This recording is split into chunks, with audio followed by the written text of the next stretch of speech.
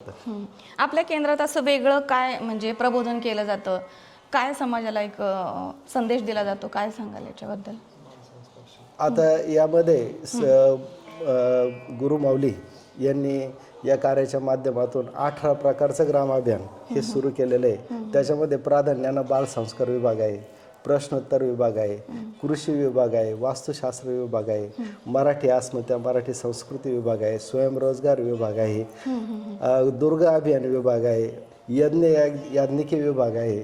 असे आणि 18 तुम्ही मला विभाग. हे पण बोलले होते की घरगुती काही क्लेश असतील किंवा काही गोष्टी तर त्या पण तुम्ही इथे बसून त्याच्यावरती तुम्ही काहीतरी निराकरण करता वगैरे. हो, तर गुरु माऊलींनी शिकवल्याप्रमाणे या ठिकाणी प्रश्नोत्तरच्या माध्यमातून आणि एकही रुपये न घेता जो व्यक्ती या ठिकाणी ज्याची व्यक्तिगत समस्या असेल, कौटुंबिक असेल, संततीचे प्रश्न असतील, आरोग्याचे असतील, शेतीचे असतील, व्यवसायाचे असतील, विवाहाचे असतील, तर यावर विनामूल्य सेवा रूपी मार्गदर्शन या ठिकाणी सेवेकरी करतात. आणि स्वामींच्या अधिष्ठानातून सेवा केल्यामुळं 99% काय 100% त्यांचं काम होतं आणि तशी अनुभूती इथे येणाऱ्या प्रत्येक भाविकाला मिळते. या ठिकाणी तुम्हाला काय वाटतं आणखी डेव्हलपमेंट व्हावी किंवा आणखी काही बदल व्हावा? हां, आता या ठिकाणी म्हणजे मुळातच ह्या कार्याचा उद्देशच असे की प्रत्येक घर सेवेकरी झालं पाहिजे, प्रत्येक व्यक्ती सेवेकरी झाला पाहिजे. आणि माऊलींनी सांगितलं गाव तेथे केंद्र, घर तिथे सेवेकरी, ही आमची घोषणाच आहे.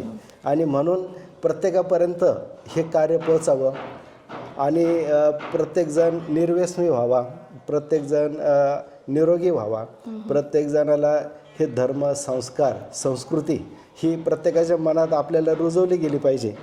आणि म्हणून माऊली तर म्हणतात की वादळात दिवे लावणं हा अशा पद्धतीचा हा संस्कार करणं हा एक भाग झालेला आहे.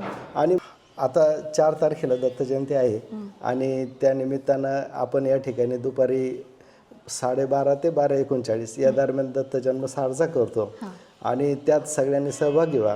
या सप्ताहाची सांगता 5 तारखेला सकाळी 10:30च्या महानैवेद्य आरतीने होईल, त्याचबरोबर सत्यदत्त पूजनाने होत असते आणि त्यातही सर्वांनी सहभाग घ्या. आणि या ठिकाणी महाप्रसादाचं आयोजन केलेलं आहे, त्याचा सुद्धा आपण लाभ घ्या. आणि इथून पुढे येणाऱ्या प्रत्येक सप्ताहामध्ये स्वतः सेवेत सहभाग घेऊन आपण प्रत्यक्ष महाराजांच्या आशीर्वादाचा लाभ घ्यावा, एवढं या ठिकाणी सांगतो. धन्यवाद. धन्यवाद. श्री स्वामी. श्री स्वामी.